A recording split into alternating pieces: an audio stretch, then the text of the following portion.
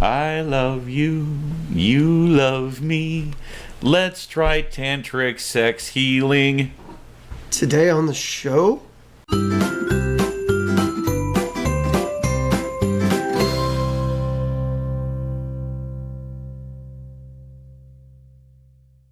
Good morning, scallywags. I'm still You look confused. I'm still confused on that. Hey, I've got a voice. We'll get there. We'll get there. And yes, you do. You do have a voice. I do. It's not nearly as scratchy and bad as it was last year. Did it come back through tantric sex healing? I actually came through back through Tantric tea. Oh. And a lot of not yelling at people during my work day. Yeah. So, that's an interesting opening, don't you think? Wow. Okay. We'll get there. Don't worry. Geez. That's, of course, what you might have missed. Hope you guys had a good weekend. You want to? What do you got? What do I got? Hey, you know what is a big problem in New Orleans, right? Every year they've got Mardi Gras. Oh, it's coming up. It's coming up. So what happens? You toss some beads. You get some eye candy.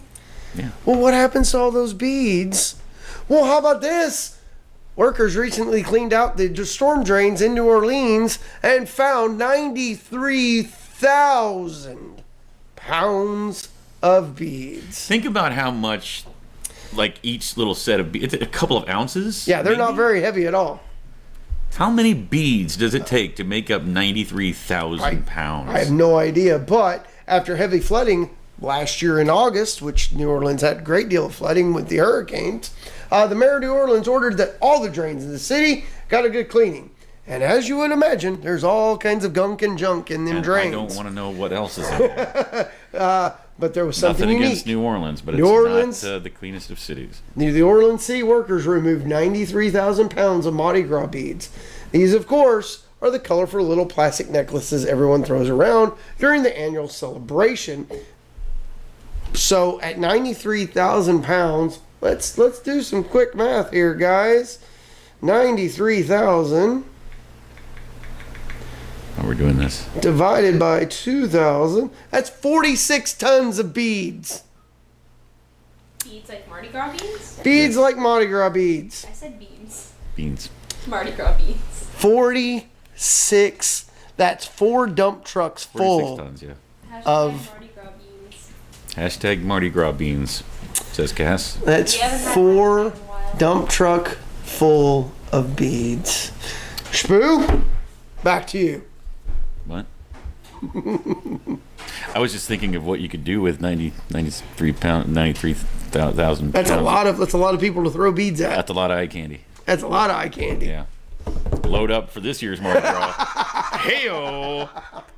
Well, let's jump up to the north end of the country.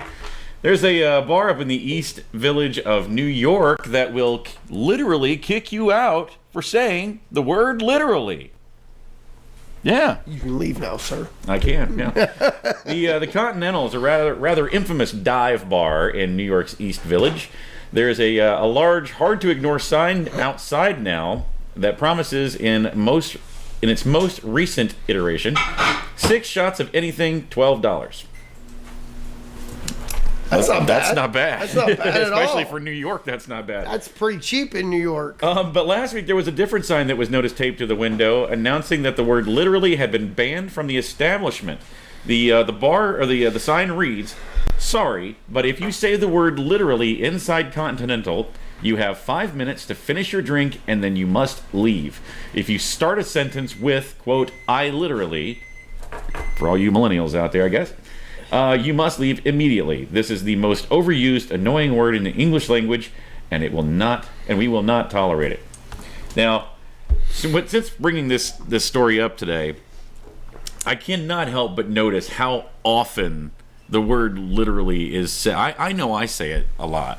It's passed around quite a bit. It's passed quite freely. I at least try to use it in the, no pun intended, but the literal sense. Yeah. Like the correct usage. Well, and when we first were reading this story, Cass made that comment to you. It's like, well, Yeah. what happens if I literally had this? or I literally just did this, or I literally just asked the girl to marry me and she said yes.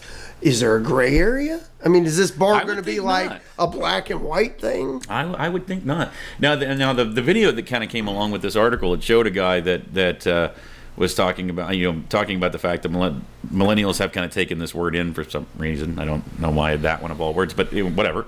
But that he had actually said it twice in that night, and no one had asked him to leave yet. So who knows? Maybe it's just a joke. Maybe it's a deterrent. Gag, maybe. Yeah.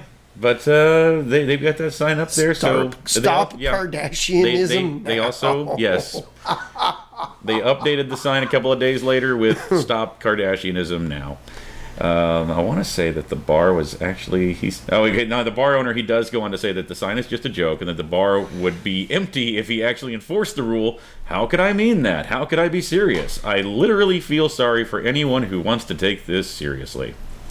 But not everyone was laughing when the sign went viral. Some people on Twitter raised the issue of sexism, saying that the sign is an example of the continued policing of how primarily women speak. The unnecessary mention of the Kardashians certainly helps make that case. Wow. This is my problem with modern day society. Now, I am all about equalism, okay? Don't get me wrong.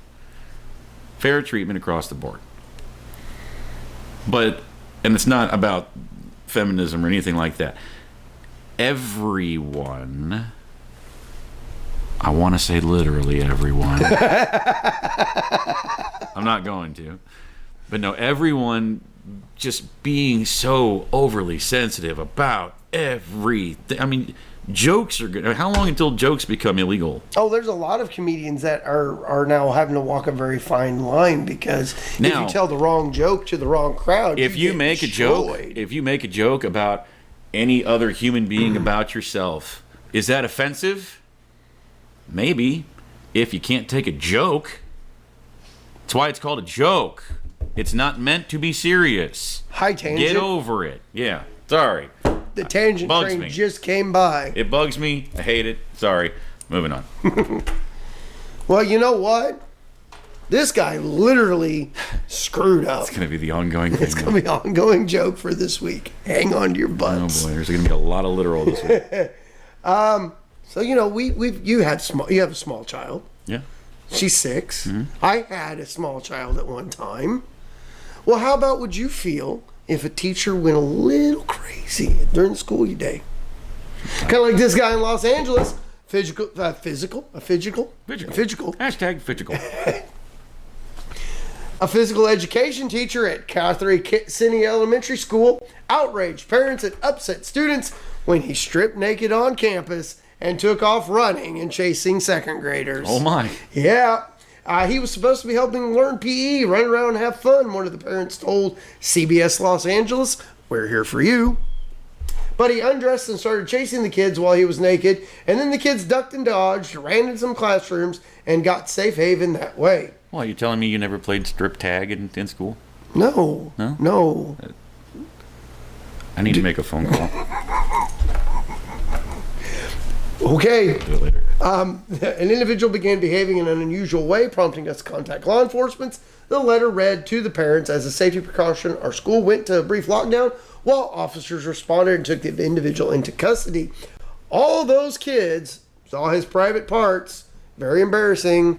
Very upset, said one parent. Mental health counselors will be available to help the children. School police said they were continuing to investigate the man and are working on the case against him. I apologize. My voice is almost back. Not quite 100%, but what the ever-loving... What is wrong with society today? Why do we continue to hire these people? You know what? He's probably going to claim PTSD or he was injured as a child or anything other than the fact that this guy was probably cranked out on a drug, went to your kid's school as a teacher, and then the high hit. Right. So he had to get naked. I'm just glad he wasn't on bath salts. There'd been children parts everywhere. So, as soon as people started taking their clothes off in that story, I thought that's what the whole tantric sex thing was going to be about. No. But seeing as no. how it was my story, I guess I probably should have known that it's this one. You guys remember the show Barney? As I spit everywhere? Well, did you know that the actor that played Barney, everyone's purple dinosaur friend growing up, is now a tantric sex healer? Yes, that is right. He famously sings that song. And Hold still. I'm manipulating your tantric aura. You keep your keep that away. The actor that played the purple dinosaur in the early 90s, early 2000s, isn't loving the way he was portrayed in an article about his latest occupation, which is tantric massage therapist. David Joyner charges female clients. He calls them goddesses, not thems. He calls them goddesses. I like thems. Yeah. $350 for 3 to 4 hours of ritual bath, chakra balancing, and massage that can lead to, quote, mind-blowing orgasms. Apparently, the article was an anticlimax for Joyner, like the use of the anticlimax there. Wah, wah, wah. He goes on to say, I truly wish that more people would try to see the spiritual side of Tantra and not think it's all about sex. He complained on Facebook Tuesday, sometimes people here in the West can be so sad. 54-year-old Joyner, who has had his practice since 2004, says that he used his Tantra training to maintain his energy in the 70-pound Barney costume during long days of shooting. The character's voice was supplied by another actor.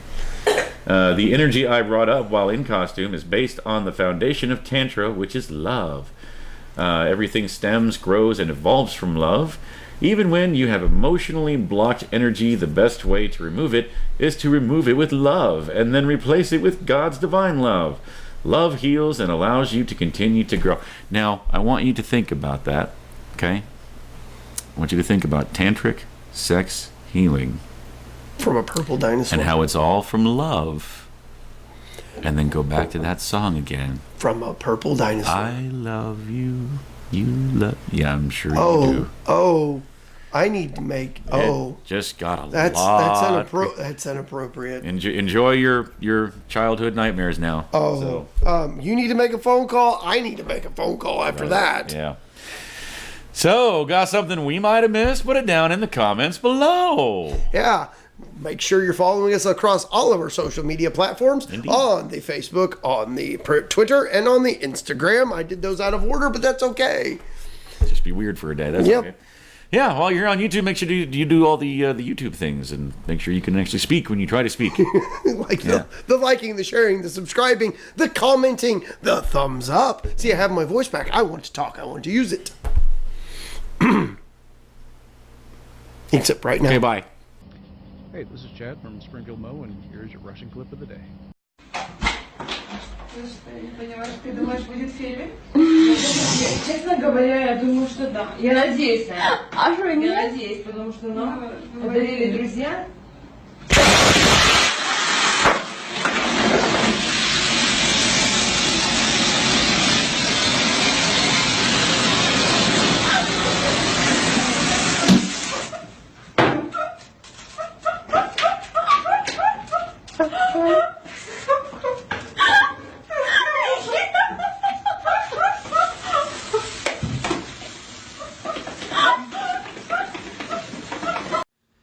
Hey guys, thanks for watching that video. We hope you enjoyed it. Yeah, and if you liked what you see, go ahead and click on our faces to go ahead and subscribe to get all of our Monday through Friday stuff. Indeed, and here's a couple of links down below that you can follow to watch more shows like it.